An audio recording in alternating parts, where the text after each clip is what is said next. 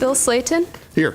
Richard Costigan, Here. Dana Hollinger, Here. Adria Jenkins-Jones, Henry Jones, Priya Mather, Raymond Robocalva. It's always good to have help, isn't it? Okay. Approval of the timed agenda. Do I have a motion? Second. Motion from Jones, second from Hollinger. All those in favor say aye. Aye. Opposed? Motion carries. All right. Mr. Hoffner, the executive report. Good morning, Doug Hoffner, CalPERS team member. We have 2 agenda items this morning, both for action. Eric Gonzaga, the board's incentive compensation consultant, will be leading that discussion along with Sharon Louie, assistant division chief in the human resources division. Before I conclude the report, I wanted to thank Priya Mather for her leadership. I think she's been on this committee nearly the 6 years that I've been at CalPERS, and I just want to thank her for her tenure and leadership here. That concludes my report. All right. Thank you very much. Next item 4 is approval of the September 25th minutes. Do I hear a motion? I'll move it. Second. Motion from Costigan, second from Hollinger. All those in favor say aye. Aye. Opposed? Motion carries. I've had no requests to pull any of the information consent items, so we'll move to item 6A, salary incentive ranges for the Chief Operating Officer position. And Sharon Louie is here to help us with that. Good morning, members of the committee. Sharon Louie, CalPERS team member. Today we have Mr. Eric Gonzaga of Grant Thornton with us to present a recommendation for the committee's consideration in setting the compensation for the newly established Chief Operating Officer position. Before I hand it over to Eric, I'd like to do a quick recap. In November 2017, the board approved the new Chief Operating Officer and Chief Health Director positions and directed CalPERS team members to pursue an amendment to Government Code Section 20098 and establish these 2 civil service classifications. On September 29, 2018, the governor signed AB 2415, amending Government Code Section 20098 to include the COO and CHD positions. This new legislation becomes effective on January 1st, 2019, and grants authority to the CalPERS Board of Administration to set the compensation for these new positions. The purpose of today's agenda item is to provide the committee with relevant compensation data to adopt base salary and incentive ranges for the COO position.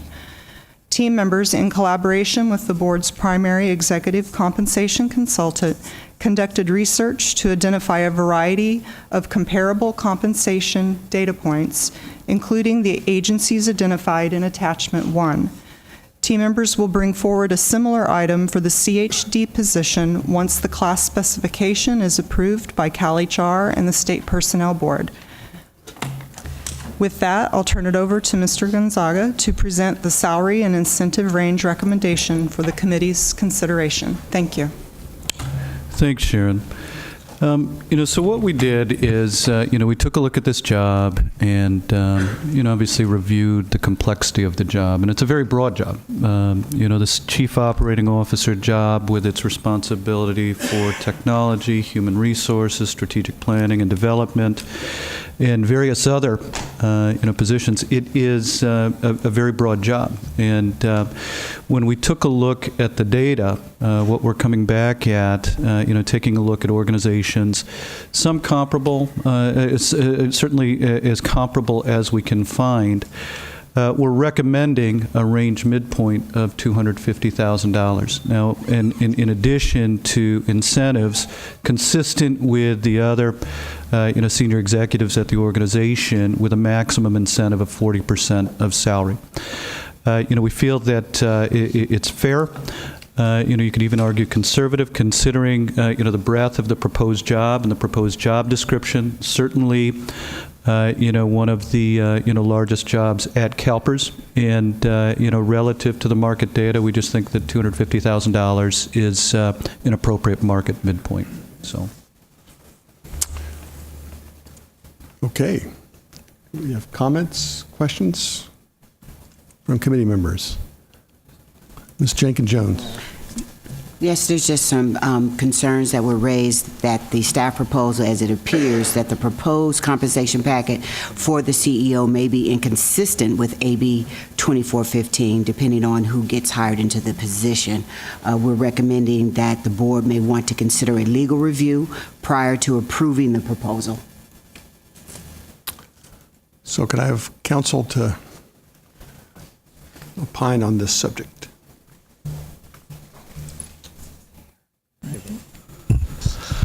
Morning, committee members. Robert Carlin, CalPERS team member from the legal office. We've reviewed the proposal, and we think it is consistent with the legislation, but we'd also be happy to take a look at it since we haven't yet put this out on the street to make sure everything's in compliance again. And happy to address any other questions. So, yeah, Mr. Costigan. Can I ask CalHR, the director, again, what was the concern? Oh, you need to press your mic. Let me. Finance's concern is that the board may want to consider a legal review prior to approving this proposal, that AB 2415 limits the increase in annual salary that can be paid to a person who serves as the CEO on January 1, 2018, and who does not separate from state service in the position prior to the date on which the increase is applied, which would be January 1st, 2019, to a 10% for the 2018, 2019, or 5% for any subsequent fiscal year. All right, actually, thank you. I was we were talking about our next meeting, so I didn't quite hear it. Actually, that was one of the issues that I had with the bill, and I understand that provision was put in there in order to get it out of the legislature and get it downstairs. The concern I have with it, and I think it's excellent to raise, is you're penalizing current state employees with a limitation, but if you bring someone in from the outside, they're not subject to the limitation. Is that correct? That would be correct. It only applies to somebody who's acting in the position presently. Okay, so the legal review, and I'm so tempted to look at the former director of finance, but I will not call Mr. Cohen up here. In the process of legislative review, we're not aware that legislative counsel issued any letter, opinion during the enrolled bill report time. No.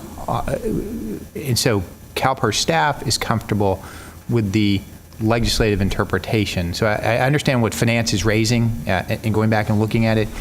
What I don't know, Mr. Chair, is the resolution, the legal review, to remove the provision so that our current employees are not penalized by the 10%? Or is it that there's going to be a limit? So I'm trying to figure out which one it is. Maybe this is the best way to thread that needle, Mr. Costigan.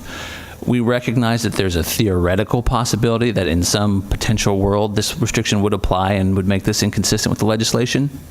As a matter of fact, though, there's nobody serving in the role today who would contravene the legislation. In other words, the person who arguably might be serving in that role right now, their salary would not be over, in other words, given that there's a range of where this person could be placed, it's not impossible to place the current person who would be an incumbent in that position, should that be the decision of CalPERS. But they'd still be limited to the 10% increase yes, of their current salary. In theory, that's correct. Okay, thank you. Okay. Ms. Mather. Thank you. I just want to understand, there's nobody serving in the COO role today, correct? Not nominally, no, that's correct, Ms. Mather. So, so would anybody on our team be subject to that restriction? Arguably not. Okay, Yeah. that's my reading of it, that it's really, in the future, if someone is acting in that position, that they wouldn't, in advance of applying for the role. Correct. I mean, it's almost like a clause intended to grandfather a situation where somebody was serving in that role. Right. I was merely entertaining the hypothetical that were someone to be serving in that role, even Yes. if we were given that fact, it still Yes. wouldn't be a problem given the current proposal. Okay, but currently, we don't have anyone sitting There's no in chief that role, operating because officer at the present. didn't have that role until we won't have it until January. That's correct. So, okay, and we don't expect to put somebody into that role until we've done our full recruitment and then have hired somebody. That's exactly right. Okay, so to me, it seems pretty clear that there is no conflict with AB 2415 and its language. That was our analysis as well. And I think the proposal that's included in the analysis and the recommendation is very prudent, given the scope of the job that we're contemplating and the significance of it and the importance of recruiting somebody who really can manage from an operating standpoint such a complex organization as CalPERS. CalPERS is not, we're not just managing an investment office, although that is a significant effort unto itself. It's a very complex organization with lots of moving parts. And so I would move staff's recommendation on this. All right, we have a motion on the floor. Is there a second? Second. Second from Hollinger, motion made by Ms. Mather. Further discussion? All right. Mr. Jones. Thank you, Mr. Chair. How long would it take to respond to the request that was made to review it? Well, I think what we've concluded is that our legal counsel is indicating that we don't have a problem. I think that if 2415, if there's something that turns out to be subject to it, then I think, and it would not work within the range that is proposed in the motion, then staff would have to bring that back to us, and we would resolve it at that time. But it doesn't seem like it's an issue at this point in time. That's correct. We don't believe it's an issue under any set of facts at present. Okay. All right. Seeing no further discussion, all those in favor of the motion signify by saying aye. Aye. Opposed? Motion. Show CalHR as a no vote on the motion. All right. Thank you very much. By the way, I forgot to indicate that Ms. Taylor, Mr. Miller, Mr. Sehoff for Treasurer Chung, and Ms. Paquin for Controller Yee, and Mr. Fechner are also present at the meeting. And they were here from the start. All right, we'll move to item 6B, pay philosophy discussion for investment management positions. And Ms. Campbell, you're in charge. Thank you, Mr. Chair. Good morning, members of the committee. Tina Campbell, CalPERS team member. This item continues work the committee did in June when you selected a salary and incentive range for the CIO position. Today, we have Mr. Eric Gonzaga here from Grant Thornton, the board's primary executive compensation consultant. Eric will review the work you did in May for the CIO position and will lead a discussion so you can determine a pay philosophy and select a compensation setting approach for the remaining investment management positions. We'll return at a future date, currently planned for February, with data so you can approve salary and incentive ranges based on the pay philosophy and compensation setting approach you choose today. Then, at a subsequent meeting, we'll review an associated policy revisions and a detailed implementation plan so we can have a revised salary and incentive ranges, if selected, in place by July 1st, 2019. With that, I'll turn it over to Mr. Gonzaga for the presentation and discussion. Thank you. And we're glad to be here to continue the work. What we're going to go over is, I think before we get into the discussion, it's good to know, the progress we've made over time.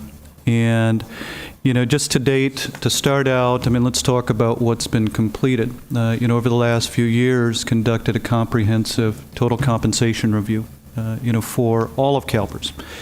And one of the most significant accomplishments was implementation of an incentive plan where awards were based on organizational metrics, shared organizational metrics, rewarding for being one CalPERS. We've also had the time to, consult and brainstorm with all of you about the various forms of incentive compensation, the various approaches, and we'll talk about it here in a little bit, to include different philosophies as well as long-term incentives. And we've also confirmed, the peer group, which is a best practice peer group for your organization. And most recently, helped you adopt a pay philosophy that in some respects we're talking about mimicking here for the Chief Investment Officer. So the presentation today, what we'll cover is a review specifically of your rationale, what's the policy, and what is the purpose. We'll revisit, what you decided for the CIO. And what we really have is a few options for you to consider. Not to, be overly aggressive, not to be overly conservative. What we're talking about is competitive pay, recognizing the peer group that we're talking about. Once we have your perspective in terms of the approach that you would like to take, We will come back with a model with the numbers, the specific compensation numbers, and the specific strategy to follow going forward. Okay? Now, just to review the policy. So what's the purpose of the policy for executive and investment management? It's to optimize recruitment and retention of those critical professionals for the success, the long-term success specifically of CalPERS. And so the policy statement reads specifically, it represents the strategic decision that pay must be high enough to encourage highly qualified professionals to join the organization. Highly was modified and adopted earlier this year to recognize that CalPERS has a difficult mission and a lot of complexity to it, so you're looking for highly qualified individuals. Recognizing that compensation systems must be competitive enough, but not so high that folks are coming specifically for money. So there's a recognition that you're recruiting from industry. At the same time, we don't need to pay as high as industry. And in a recognition that you need a substantial portion of compensation at risk to recognize high performance in any given year, high individual performance, and there's a risk reward. Poor performance, pay gets lower on any given year. The peer group is essentially consolidation, equally weighted amongst the large. Of course, CalPERS is a very large organization, so we're taking a look at comparable industry organizations, comparable asset managers in that 150 to 350 billion range, so some smaller, some right at the size of CalPERS. In addition to taking a look at university endowment funds, insurance companies, banks, as well as the comparably sized pension funds. So it's a representative blended approach that recognizes that you pull from industry at the same time. It's balanced with the public organizations that would include tax exempts, university endowments, in addition to other large funds. And there is a listing of the peers in the appendices, but it's a consistent peer group that you've used for a number of years now. Earlier this year, what you adopted is a very good philosophy to optimize recruitment retention for talented CIO. You took a look at all the market array based on the peer groups listed, and you set a salary with a midpoint right at the 75th percentile, and incentives that are sufficient to position pay at the 50th percentile total cash compensation level. And a couple things to point out there. Total cash is the sum of salary plus annual incentive. Salary looks high at the 75th percentile, but with the incentive opportunity allotted, what we're looking at is essentially average pay for a CIO from a total cash compensation standpoint. It doesn't include what industry offers, which is long-term incentives. We're talking about 50th percentile total cash compensation. Okay? Any questions on that? Okay. Now, our approach is to what we're recommending is a philosophy that targets 50th percentile total cash compensation. Now, why 50th percentile? It's average pay relative to that peer group if we're taking a look at total cash compensation. Again, we're not including total direct, which includes long-term incentives. So this is, in some respects, a conservative philosophy, but we also recognize that there's other benefits that come along with being at CalPERS, culture, et cetera, working for one of the most prominent organizations in the world. So what we're recommending is 3 approaches that would get you to the 50th percentile total cash level.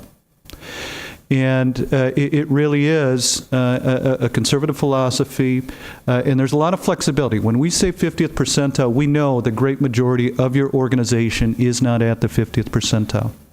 We're probably looking at average ratios anywhere from the 25th to 35th percentile, so well below market.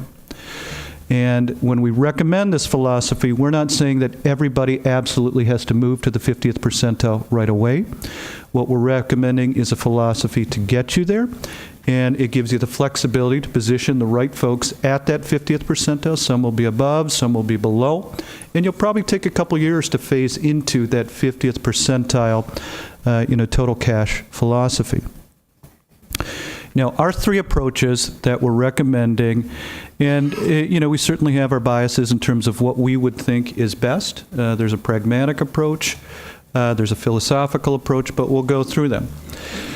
And remember, one of the things that we've been talking about the last 3 years is that because CalPERS has a 100-year mission, what we want to do is come up with a plan that aligns with that 100-year mission.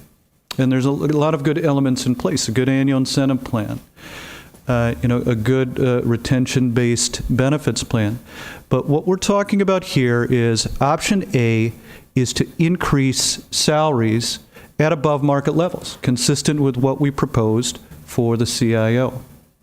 Reducing the annual incentive ranges, maybe by a third, by a half, somewhere in that neighborhood, and that would get you to the 50th percentile total cash. Now, what would happen? Well, salaries would go up significantly.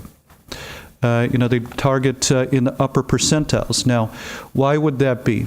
Well, the point of this is when we talk about risk management balanced with the ability to recruit and retain highly qualified individuals, what we're talking about is a feature program, which is that high salary, and it's still enough incentive to provide focus for this organization, for the committee and executive teams to focus in on what are the right behaviors we're trying to accomplish. Still get you the 50th percentile total cash, but it also takes out the risk associated with having too high of leverage. And there's always a knock. If the incentives get too high, then we're encouraging some risk-taking based on annual performance. You move the salaries up, optimizes recruitment, retention. You can always move salaries up for sustained long-term performance. You still have plenty of incentive based on the annual incentive component that these are still meaningful dollars. That will get you to the 50th percentile total cash compensation. Alternative B, which is comparable, but all we're talking about here is moving salaries up moderately above market levels. So above the 50th percentile, not necessarily at the top end of the market, and maintain your annual incentives. Still helps you from a recruitment retention standpoint. There's more fixed pay associated with salaries.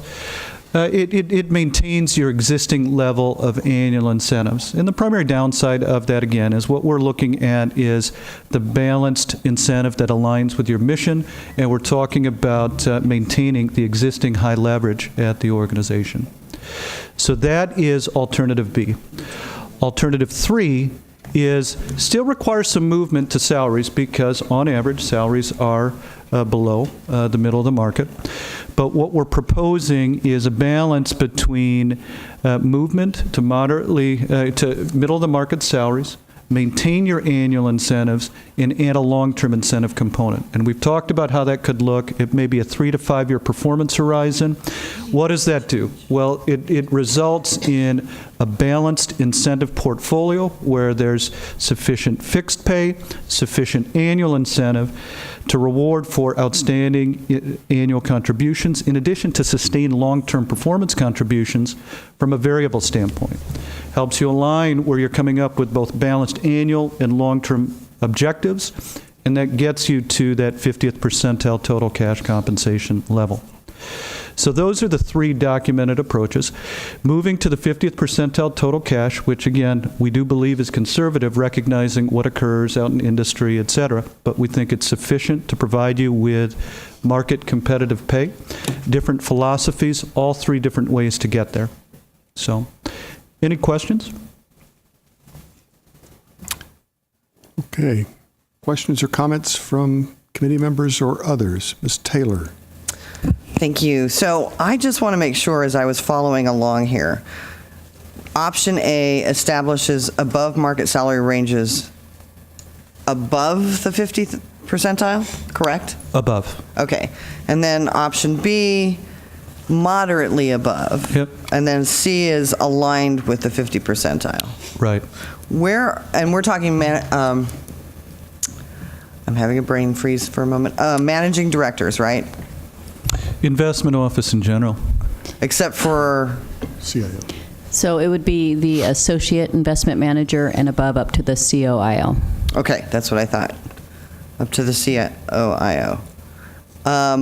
So this falls under our authority to do so. And currently, so say we take an associate investment manager, where are we percentile-wise with those salaries? So I imagine that would be the biggest jump because they're our lowest range.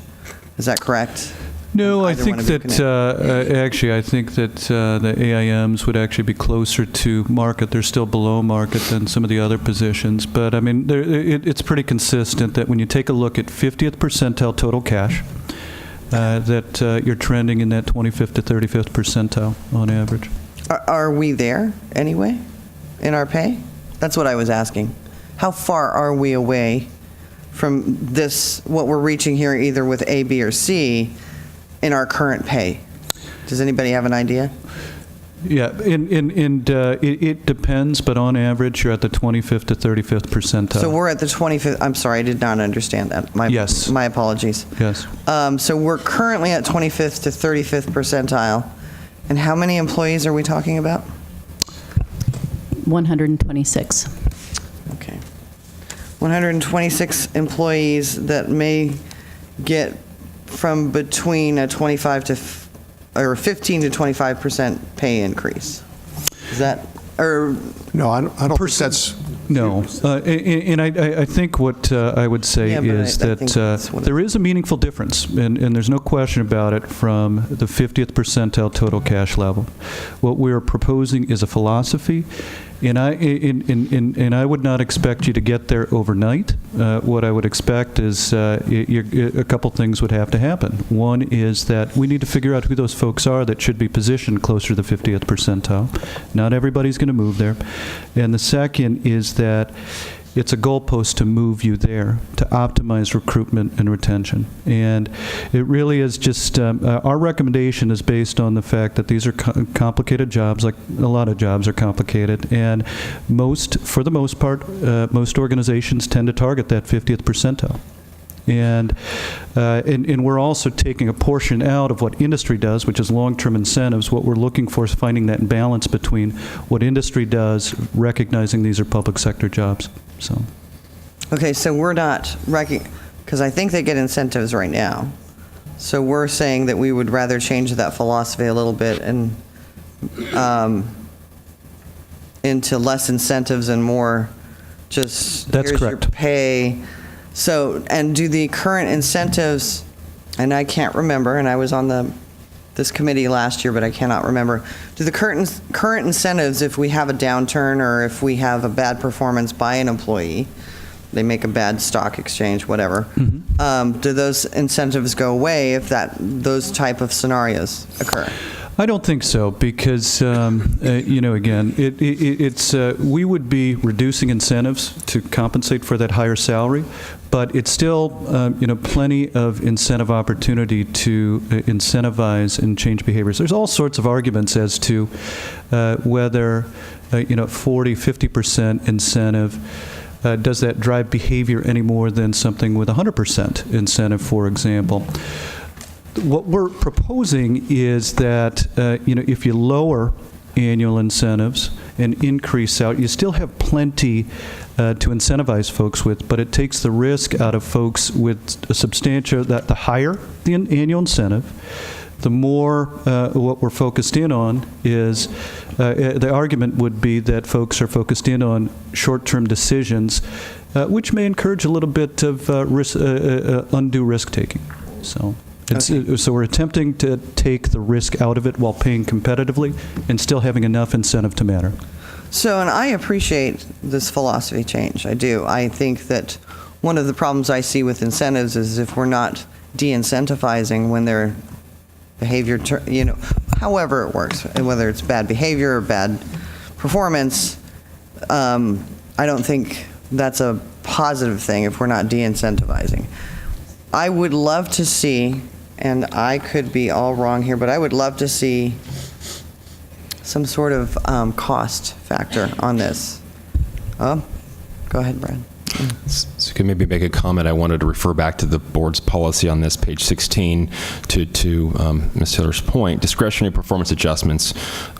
Basically, there's 3 bullets here talk about upward or downward adjustments. So poor performance is definitely something that's taken into account. I thought it's so. identified here. It could zero it out completely. So there's a variety of factors that you currently have as within our existing policy that address your, I think, initial point. I think the second one is, depending on what the committee's looking to do today, that the goal with it being, once you seek whatever particular Which one of these we decide on? A, B, or C are looking to engage on, in February, we bring back data to talk about that further. But we want to kind of get you to identify what the rationale is you're looking to pursue. We can then pull information and bring that back. And the board policy would reflect in anything new that we put together with this. That probably exists today, and so anything we're looking to do would be July 1 going forward, but these provisions about upward and downward adjustments from a modification of performance perspectives currently exist. Okay, thank you. Mr. Jones. Yeah, thank you, Mr. Chair. Yeah, looking at our intent, which is to recruit and retain highly skilled professionals who are the foundation for CalPERS's overall success, which of these 3 options you think best achieves this goal? Yeah, and so I think that, ideally, my preferences are either A or C. And, C because, it's a balanced approach. And to the extent that you can agree upon long-term objectives, it forces that balance between optimizing annual performance while making sure that we're not optimizing annual performance to the detriment of long-term performance. So that's what I like about C. What I like about A is also recognizing that, to recruit individuals, we're talking about providing above-market salaries. And does that become a feature which allows you to recruit, recognizing that inevitably if you're recruiting from industry, they will be giving up total compensation opportunities because there will be no long-term incentives, and the higher salary provides you more flexibility with which to recruit. And of course, it's going to help from a retention standpoint as well.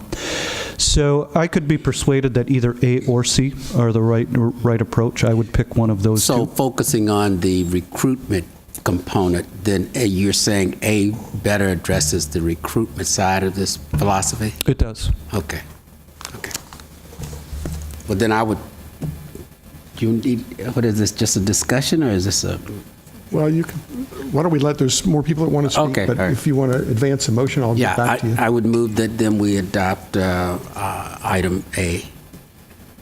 All right, well, we do have a motion on the floor, so is there a second to option A? I need to ask a question first. Okay, why don't we just hold off on the motion for a minute, we'll come back to it. Ms. Hollinger. Yeah, I would like to get input from Ms. Frost, our CEO, because you're the one in charge here, and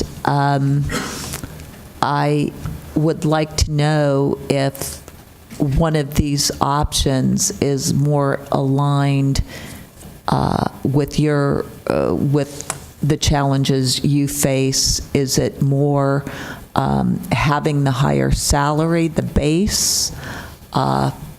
If you could. Yeah. Thank you, Ms. Hollinger.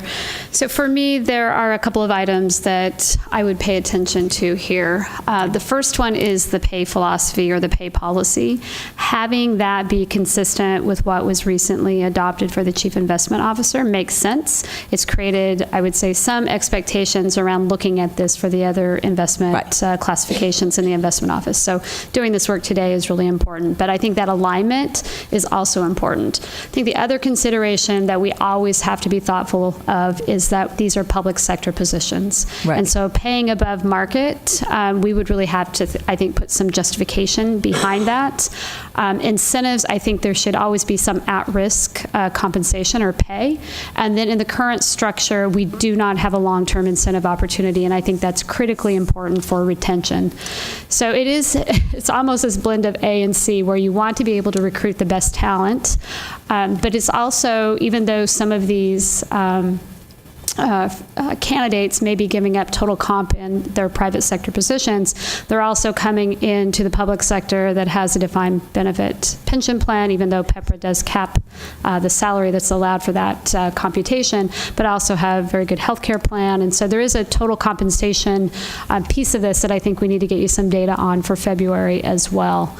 Ben will be here soon in January. I've not had significant conversations with him about this, but I do know from a philosophy standpoint, he does think that 25th percentile is too low for recruitment. Right. That we also believe that the long-term incentive is critically important for the retention. So I think looking at the benchmarking group also would need to contain other public pension plans, and taking a look at where that might put some of these classifications. So when I'm hearing at least a portion of what you're saying, it probably, the optics make the most sense because we are public sector. CalHR is market-aligned salary rather than having any kind of verbiage that says above. And then I guess I would probably hold off on the motion because I would want to get our new CIO's input.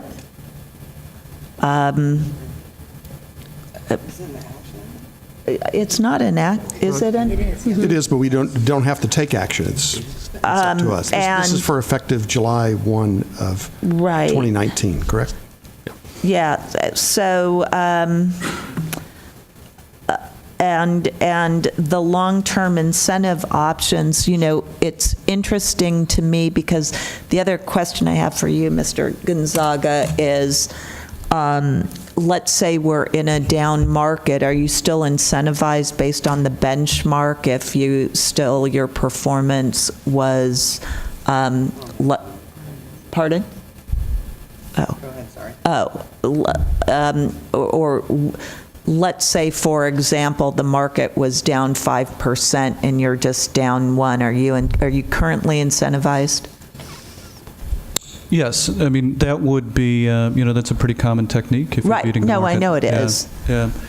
And it would, but what you're taking a look at is overall sustained performance. And there's a lot of different ways to, that would have to be something that could be vetted out. We'd keep it simple, but relative performance is often a component of it. And there may be some, other metrics that you want to use from an efficiency standpoint or what have you. So, certainly what you want to do is beat the market. I think that you're doing it as part of your annual incentive plan. If you do that from a long-term incentive or sustained performance standpoint, we think awards should be paid out as well. No, I agree with that, and I also agree with appropriately compensating people when you take risk off the table, so if it's merited or warranted. So my sense would be we do not go above market, and maybe wait for our CIO to come back to collaborate with him on what he feels long-term incentives, what would be appropriate. Great.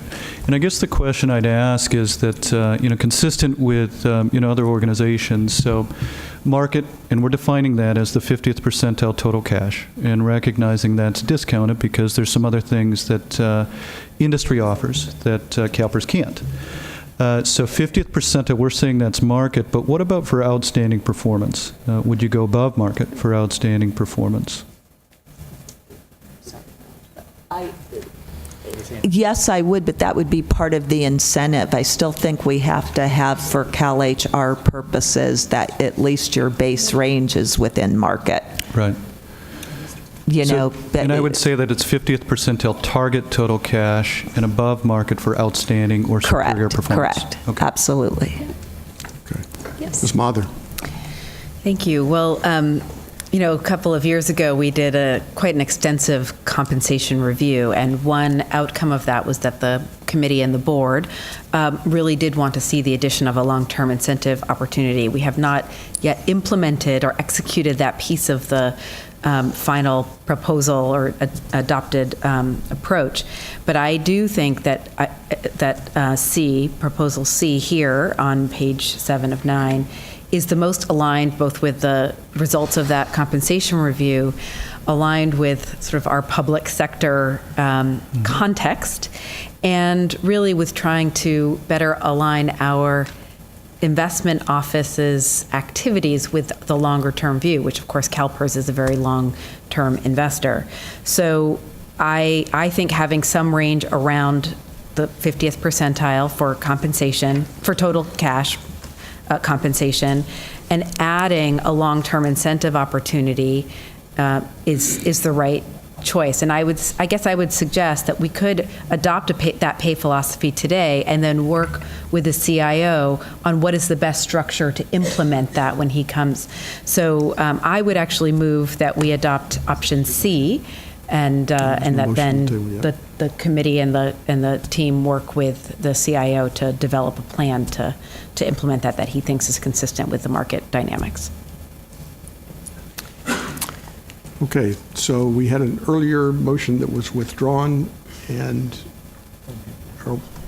let's continue the conversation before we entertain a motion for it, because there's a couple more people that want to speak. Mr. Costigan. Thank you, Mr. Chair. So just a few questions, and this is more towards Ms. Campbell. So we have 120 folks in these, there are 120 positions. So what's the current vacancy rate? Do we know? There are 126 positions. So around 5%, and it also depends. Around 5%, and it also depends on the actual classification. Okay. Because we have 4 different classifications. So 5%, 6 people. Well, I think we need to maybe bring that information back, because that's sort of representative of the entire investment office. Right. I think it's actually higher than that, but what are these covered positions? So I think it's maybe clear about answering that question. It's 10%, just for argument. So 12 people out of 120. Can you just walk us through, because I don't think everybody has the advantage knowledge, what's the recruitment process? Because on one hand, we're kind of leaping ahead to paying someone. They actually first have to get into the system. So how does one of these people that we're going to go out and potentially pay above market rate actually get into the system? Sure. So for private sector folks coming into the state of California, there's an exam process, there's an exam process for everybody, but when it is private sector, often we do use a search firm that works with us to go out and find us the talent that we're looking for. In HR, we also do that as well. And once they take the exam, they're placed in a rank, and depending on that rank, they become eligible, and those that become eligible and meet the criteria, the screening criteria, we bring them in for an interview. And then from that, there is a selection of the employee. And something that's important to note also for these board-covered positions, there's a probationary period. Sometimes we don't recognize that because of the level of the classification, but they are just like any other state employee. So probationary period is part of the selection process as well. So while on probation, they're being evaluated, and then at that, they're appointed, evaluated, and then if they pass probation, they gain permanent status in state government. And I just wanted, because we're talking so much on salaries instead of on the front end. And then on the range itself, okay, so when we talk about A or C, above market, we're now talking about creating a new salary range. Okay, so what's the range on the salary going to be? And what are the steps inside of this class? Okay, so I don't know that we can answer that question as far as what the range is until we have the data to show you, which it's really about picking one of these and then us bringing back and showing what that looks like. I don't want to speculate again on each classification, but we would be able to do that with Grant Thornton. Well, I guess I'll just ask a general question. Mr. Costigan, are you referring to what the positions that exist today are? Well, that's, I guess, some of the questions that Ms. Taylor raised. So when we talk about establish above market salary ranges, okay, for someone involved in the state service, myself and the director of CalPERS, that is a magical phrase for us. Salary range means that there's a range. Sure. What's the low? What's the high?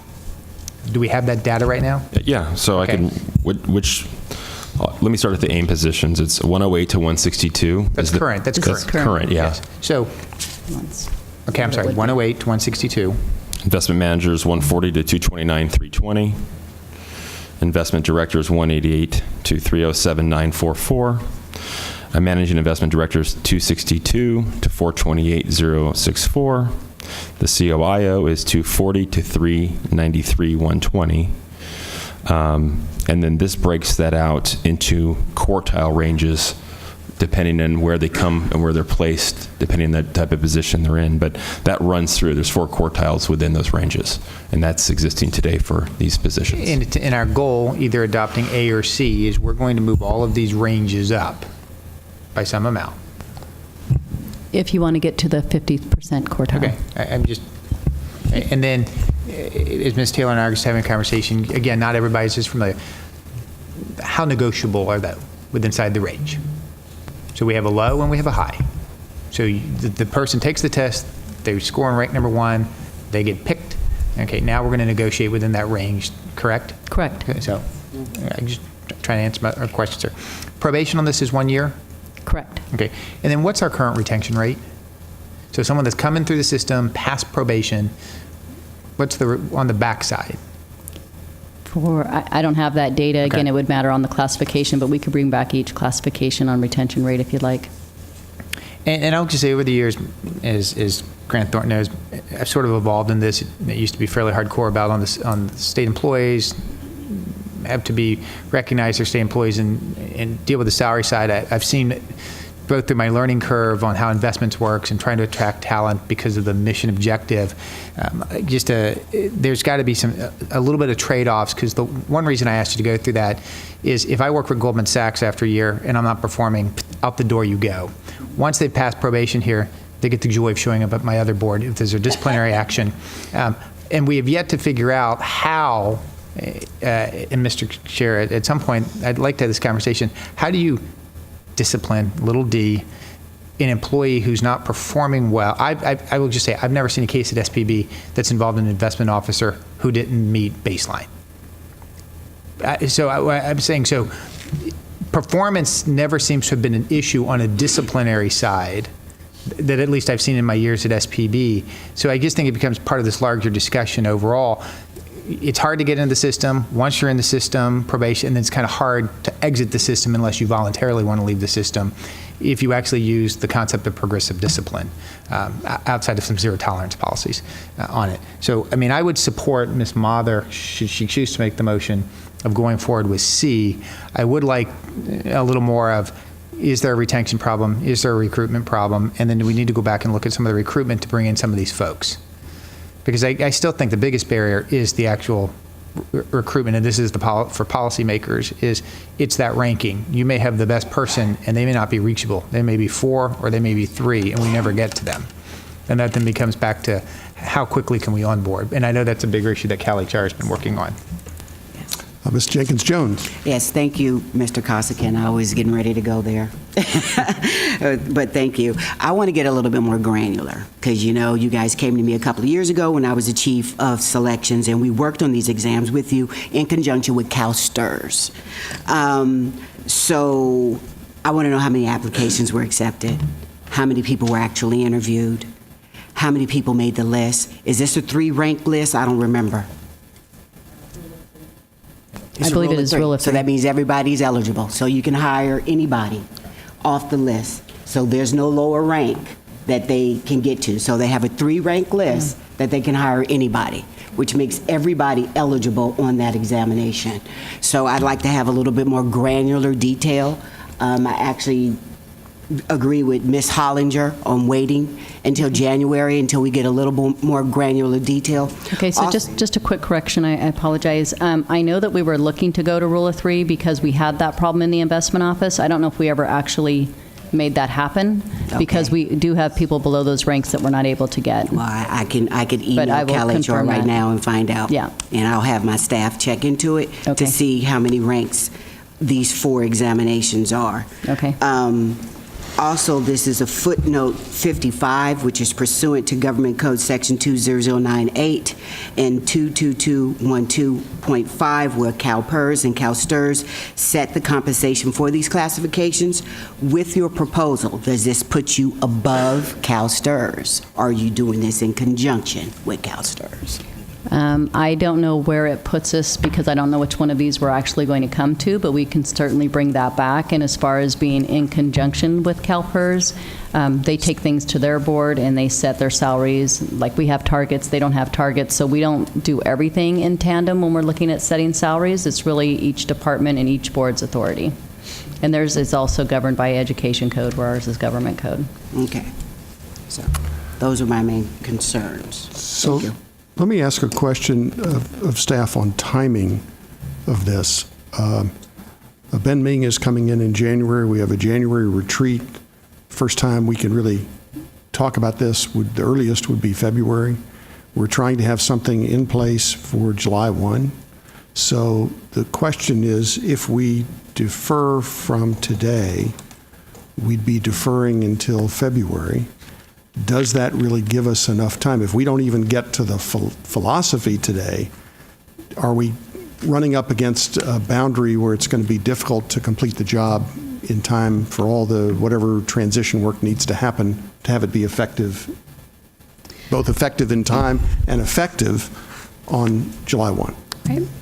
So, Mr. Slayton, I think you could actually, we were trying to get at the pay philosophy today, but I think you could do 2 things. You could ask us to bring back data on all 3, 2 of the 3 back to in February. That would also give the new CIO time to get on board, get up to speed on this item, and be able to comment in the February meeting. So I don't think it would be that difficult for us to bring data back on 2 of the 3, since it seems that most of the dialogue has been around A and C. And that way we can keep moving forward and continue to answer the questions that are coming up today. Yeah, that seems to me to be, the only thing I haven't heard is B. So I think that if you bring back data for both, I think it aligns with getting the new CIO on board, being able to have a really robust conversation in February. I think we just need to make sure we have enough time on the agenda for this in February, because we're really going to have to move forward if we're going to meet a July 1st deadline. So is there any objection by committee members or other members here to taking that approach? Okay, so directed by the chair. All right. Okay, we move to information summary of committee direction. Mr. Hoffner. I think, as the chair, you just stated what it was. So bringing back information in the February meeting related to both A and C, in addition to the other detailed questions that came up by, I think, 3 or 4 of the different committee and other members of the board, to provide that at the February meeting. Okay. Regarding, like, vacancy. Yeah. So the vacancy rates, there's Right. questions about comparisons to CalSTRS. I mean, there's, Yeah, all that. yeah, we'll go through the transcripts, but Okay. I think we Great. heard you loud and clear. All right. I think we've completed the agenda. I have no public comment. So we are adjourned, and finance. What time? 1 o'clock? 1 o'clock. Yeah, finance administration at 1 o'clock.